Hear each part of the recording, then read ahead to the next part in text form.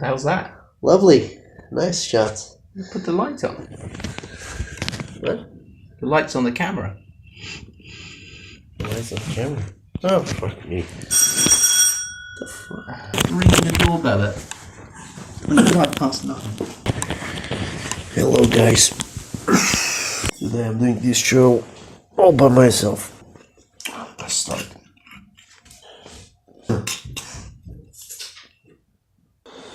What the hell?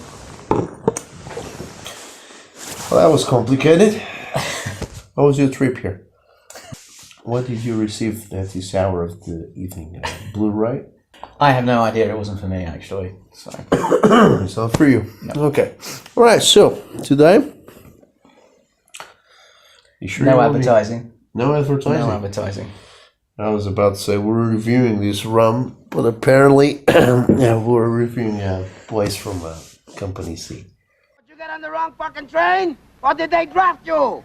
No, sir, I enlisted, sir. You did. What? I enlisted in the Marines, sir. What the hell did you do in my stay like that for?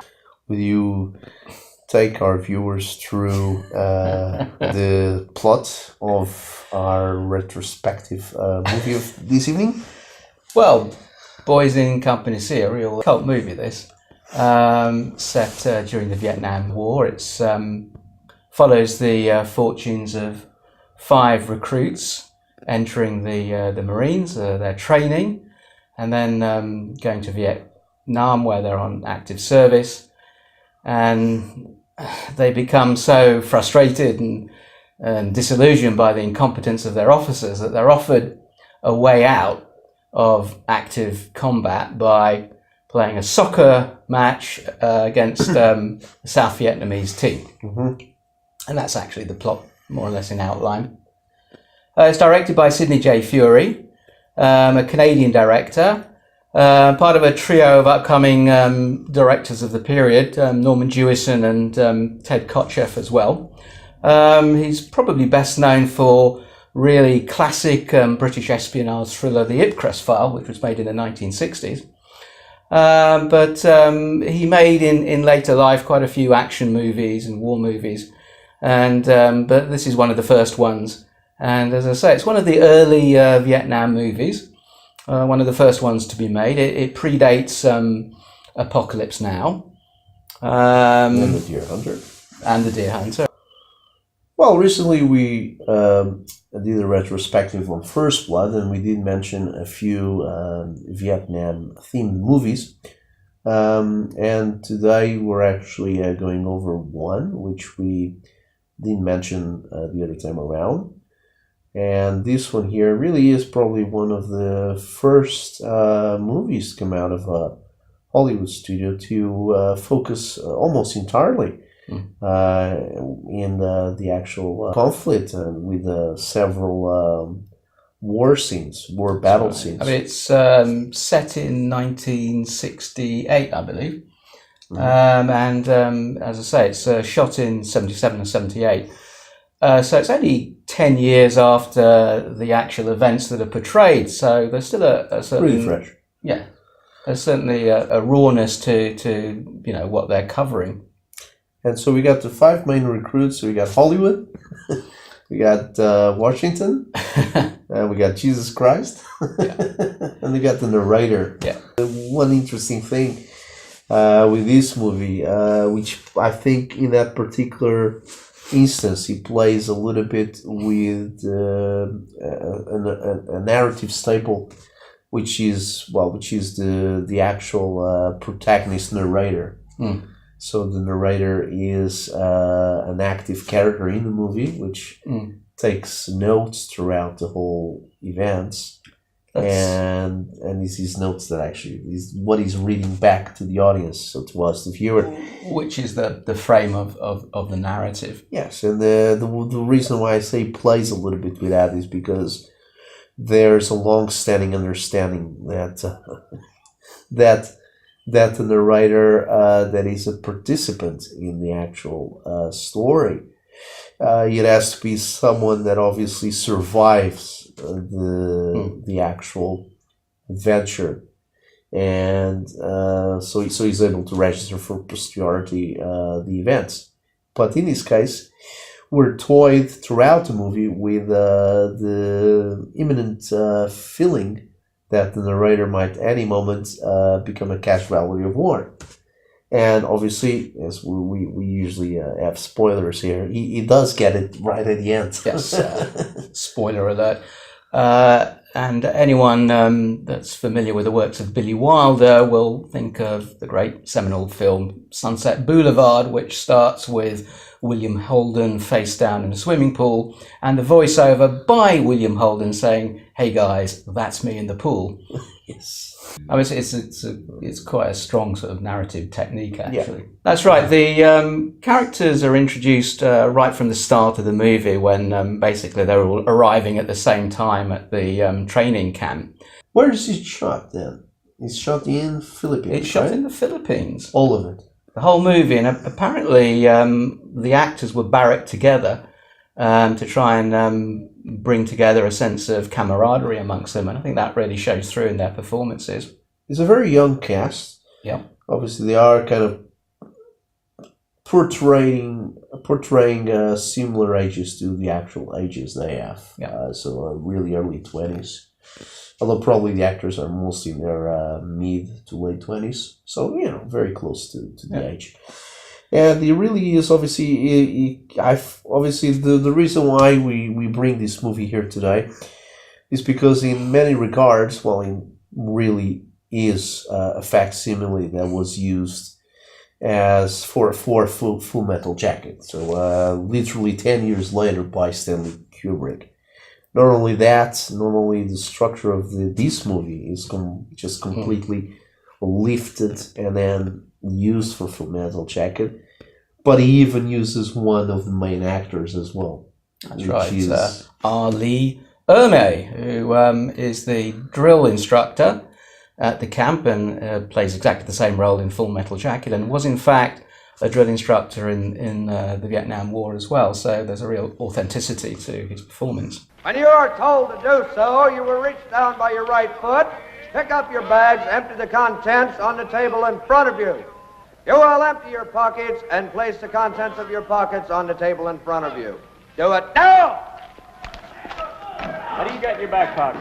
A diary. Contraband, get rid of it. Get rid of it! Looking like in your pocket. Oh, nice. Technicolor rubber. I'll bet you're a virgin, aren't you? What? I lost it when I was 13. What?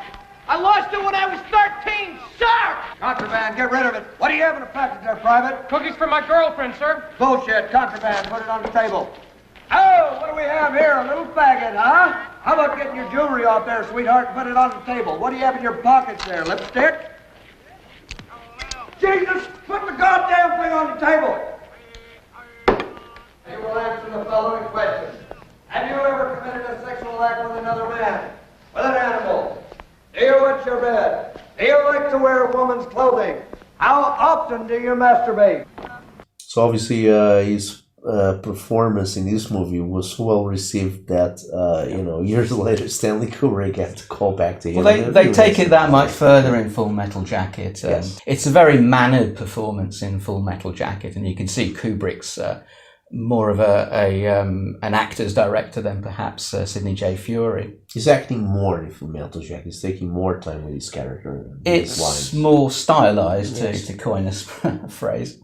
Here he's like straightforward. He's kind of playing himself. I think he is literally like this. I think he was quite of a character during his recruitment years, his real professional years, and then and that's probably how he got casted eventually to this movie. In fact, if anything, he looks slightly too young in the Boys in Company C, and he looks just right for Full Metal Jacket. Yeah, that's right. A bit older. Perfect. Louis Gossett Jr. in Officer and a Gentleman kind of tries to replicate a little bit, but I think that's a character with a little bit more depth. In Full Metal Jacket as well, the idea of the narrator is shared, and the character is Joker. It's played by Matthew Modine, and really we're invited to sort of share his sort of cynicism as the main narrative voice of that movie. But in The Boys in Company C, it's more of a frame for the narrative, and it's very much an ensemble piece. It takes the 5 recruits as they join, and we all see them as individual characters. And the movie is very much a ensemble work. So would you say that this movie gives a little bit more depth to these guys, as real guys with real personalities? I think it makes it more human. I think they're trying to make more of a point in Full Metal Jacket about war. Again, the training sequence in Full Metal Jacket is all about turning them into unthinking killing machines. Like you say, it's very stylized. Yes. It's more of a straightforward movie for anyone that's not in many watched. ways quite a straightforward war movie of sort of the 1940s and 1950s. But until we get to the third act, but we'll come to that later. But what's key in the training sequence, which is, I suppose, basically the first act in Boys in Company C, is that they have to be trained to survive the war. And the drill instructor makes this perfectly clear. Unless they work as a fighting unit, they will not survive. And that distinguishes it from sort of the more political message of Full Metal Jacket, and it's actually probably more faithful to what people's experience of Vietnam must have been. Yes, that's true. So this is really more a humane kind of story. Yes. There's 5 guys. Well, there's a platoon of guys which is introduced as the movie begins, straight into their the training center with their families dropping them off. So that's right. It's quite a lo-fi opening, and it actually reminded me slightly of the opening of Enter the Dragon, which is perhaps not too unexpected, because the other production company for the film was Golden Harvest, who actually produced Enter the Dragon themselves. Yes. But as they get there, so straight away get a tiny little bit of backstory on each character. Yeah.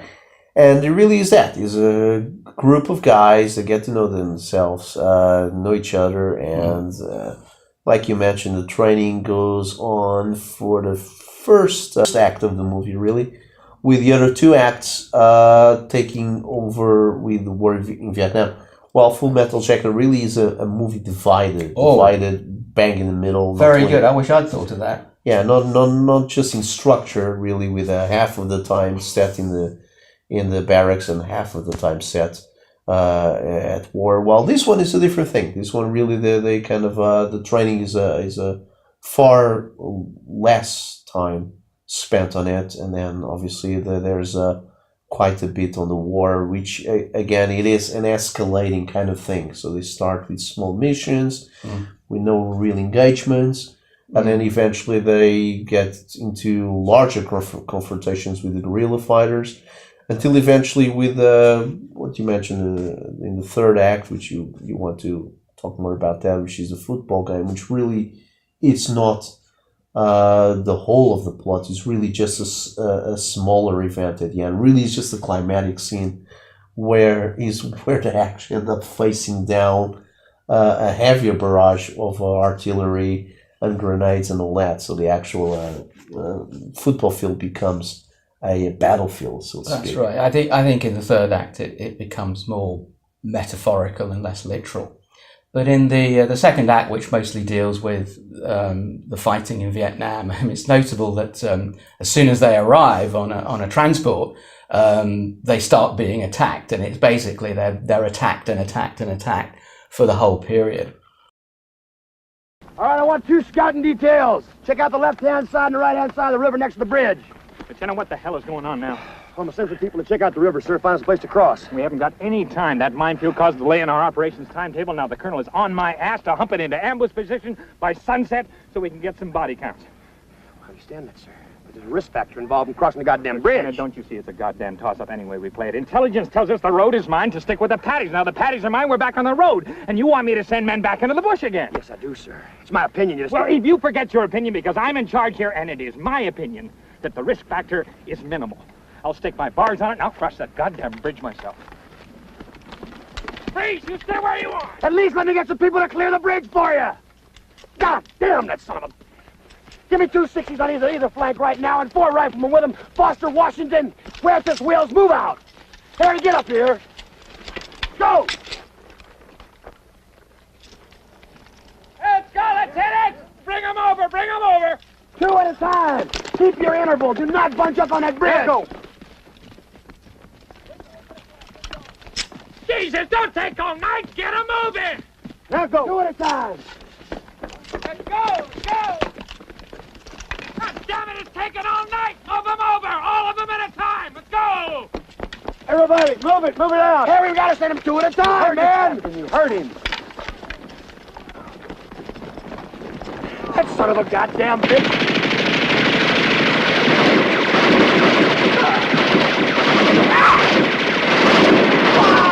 Somebody now. Yes, sir. Right here.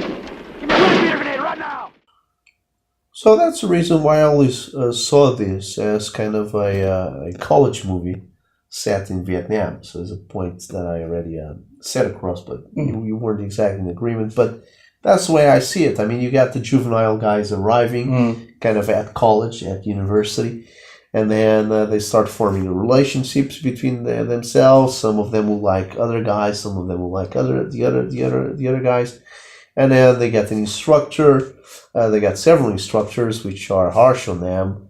They demand results from them, and then eventually they go on to what we will call the professional world, where they will face real problems, and they got to get together and come together as a unit, as a working unit, to be able to. And they eventually grow up throughout the process, and obviously by the end of it, there's been changes to the characters and the way they behave. They end up being complete different human beings as what they started. And I think partially we're going by the poster here, which is a little bit strange, the advertising that was done for this movie. Absolutely appalling and frankly misleading logline to the film. But again, I think it's kind of trying to harp on that, the kind of the college movie angle, but set in Vietnam. But again, that is a metaphorical interpretation of the movie. It's not actually spelled out in the plot or anything. Yeah, well, I take a more simple view of the movie. If it looks like a duck and it quacks like a duck, it's probably a duck. This is a war movie, but in common with college movies, you could say, well, it's a narrative where all the main participants operate in a closed environment, which is something, a war platoon would enable you to do as a heist movie, as a college movie. But I think it's very much firmly placed into the genre of the war movie, and I think some of the critics picked up on that at the time, thinking it wasn't really groundbreaking enough. The scenes is it groundbreaking? No. Well, I think it is, because I think there's a sort of a feeling of anarchy to it. Yes. About the insanity of war that puts it more in the league of movies like MASH and Catch-22, which was a really fairly unremarkable movie. Kind of jumping on the bandwagon of those movies, that's how I think they were trying to advertise this one. Yes, I think they didn't really know how to promote exactly. it. So is really trying to help itself by the popularity of MASH, which was obviously had already been in the cinemas by then, by 1978. And it was just before he was turning to a TV series, wasn't it? Or was after? That's right. I think the TV series dates to 72 or 73. Now, MASH, as I'm sure viewers of the movie will point out, is set during the Korean War. But I think it's actually made during the Vietnam War, and I think it was very much seen as a disguised movie about Vietnam. Mm-hmm. But I think part of the problem why the distribution company didn't know how to market it is that it's almost three movies in one. At the beginning, you have the rather conventional training camp. Then you move to Vietnam, where actually a lot of the scenes are quite reminiscent of Coppola's Apocalypse Now, which was probably being shot in the Philippines at roughly the same time. I think it was a great advantage that, and certainly the case with Apocalypse Now, that the Philippine military basically made available a lot of ex-US Army equipment. So you've basically got a very authentic looking piece of filmmaking. But it's on a more human level. Coppola always does things on a more melodramatic, in fact, on a more operatic level. I always see Apocalypse Now and The Godfather as quite operatic movies. Yes. And by the fact that it's more downbeat, it kind of makes it more realistic. There are some scenes actually that are quite reminiscent of Apocalypse Now. There's a scene where there's a medical evacuation from a beach, and one of the soldiers, in fact, I think he's the narrator, is evacuated off. And it's quite similar to the sequence when Kilgore, played by Robert Duvall, attacks a Vietnamese village. Surfs Up. Exactly, Surfs Up. What do you think of their commanding officer once you get them? I love that character. He's a kind of a buffoon guy. He's all over the place. He's a headless chicken. He's a yes man. He wants to go straight by the book, meaning he wants results. He wants the numbers, and he keeps literally saying, "I want that body count. I need body count. I need kills. I need guys in body bags." Well, adversaries, obviously. He is concerned about his troops. But at the same time, he's a bit of a kamikaze as well. It's a very critical represenation of command in the war. I mean, he's fairly incompetent, and at the first sign of combat, he's actually flips hiding. Flips out, or he's hiding from the action. Right, it's a critical representation of any guy in charge. It's a corporate buffoon, basically. It's hilarious. I like it. Which is why it underpins the sort of fairly satirical aspects to the movie that are similar to MASH, really satirising the ineptitude of command. Mm-hmm. And this is what really drives the action of the second act. So that in the third act, they're presented with an opportunity to get out of fighting a war which they can't possibly win by playing this soccer match. The soccer match itself is completely ridiculous, isn't it? They're forced to kind of forfeit it in exchange to giving a little bit of popularity to the Vietnam Army. But then in the end, they decide that they should go ahead and win it anyway, because it's a question of personal pride. Well, they're presented with a very clear choice as well. If they throw the match, then they'll be able to carry on playing soccer matches. They won't have to fight anymore. If they win the match, and therefore it constitutes sort of propaganda loss, then they'll be sent to Khe Sanh, which I think they describe as a sort of a meat factory, and they'll face almost imminent death. And there are very compelling dramatic reasons why in the end they decide they're not going to do this. They're not going to throw the match. I think it's worth mentioning that as well as being just an action movie, there is character development in the movie. And I think in the second act, which are the scenes that largely take place during the combat, the development takes place between two of the main characters, Tyrone Washington, played by Stan Shaw, a great performance, who plays a guy straight out of the ghetto. And it starts rather unpromisingly that he's a drug dealer who's been taken away from contraband. Contraband. It's exactly. Contraband. Put it on the table. And his view of the war is that he just needs to survive it, to get through it, and that he doesn't want his comrades to mess it up for him. And Pike, who's sort of the all-American sportsman, who's enlisted, unlike all the others who are drafted into the war, and his sort of idealism about fighting for his country. And they both sort of meet in the middle. Pike, in the end, becomes the guy who goes AWOL. He realizes that there's no point to this war and that he has to get out of it. Whereas Washington, who goes in with a very cynical idea that he's going to use body bags to smuggle drugs out of South Vietnam and into America. Actually, it's just something that is brought up in another film. It's American Gangster with Denzel Washington, directed by Ridley Scott, which tells the true life story of Frank Lucas, who did exactly that. But Tyrone Washington's character moves, and at the end of the movie, he's given the opportunity to use his contacts to smuggle the drugs out, and he turns away from that and refuses to do it. And it's, in a way, the decision by both of them that the honour of their comrades is more important to them than the war, which leads them to win the soccer match at the end of the movie. Washington becomes a good soldier boy. Basically, he was just interested in surviving and getting away from it, or making a little profit on the side as well. But then in the end, he becomes almost like that's right, a almost, corporate man. Well, exactly. Well, I wouldn't put it that way. He becomes the true leader because I mean his true sort of leadership and his ability come through, and he's the one who's sort of the soul of the troop. But as I say, for a cast of largely unknown actors, there's some really good performances that come through. I mean, I'd also like to mention Craig Wasson, who plays sort of the hippie draft dodger who were introduced as at the beginning of the movie in handcuffs as he's brought to the training camp, and he's sort of called Jesus because of his long hair and his long beard, and also the lieutenant.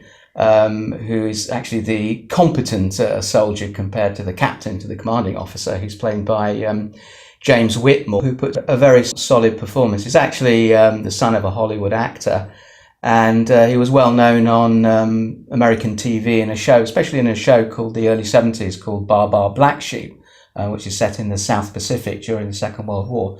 But later on, he went on and directed quite a few American TV shows. But I think it was a great loss to acting, actually. Okay, well, in the end of the day, Boys in Company C is, I think, a forgotten movie from the 70s. It did came out really at the tail end of the exit of Vietnam by the US. Coming out in 78, I think he was a bit brushed under the carpet, really. It's a fun movie, as fun as you can make something out of a real life war conflict. It's a proper war movie as well, so it gives you probably the action that you're expecting of a traditional good guy, bad guy kind of thing.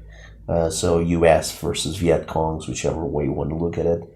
And it's got slight adventure movie undertones, as obviously there is an evolution to the plot, and the characters go through different events that make the end of their experiences different from the way they first start experiencing them.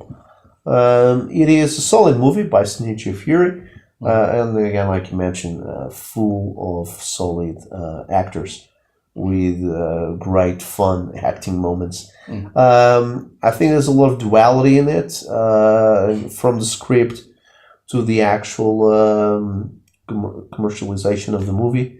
The tone, I won't say the tone is uncertain, but it certainly is challenging, as they're doing both a movie that is about mainly camaraderie, about a platoon of men that have to get together and accomplish something, and at the same time is showing or trying to show Vietnam through what was at the time really one of the first times lanced by Hollywood.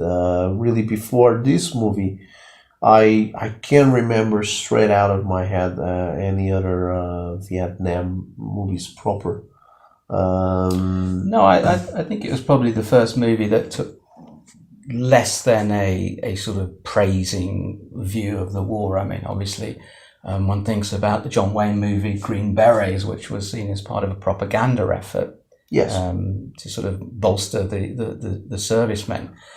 I think it's a movie that perhaps was still trying to find its grammar. And I think in the following year, when Apocalypse Now came out, it sort of took away any sort of balanced critical view of it.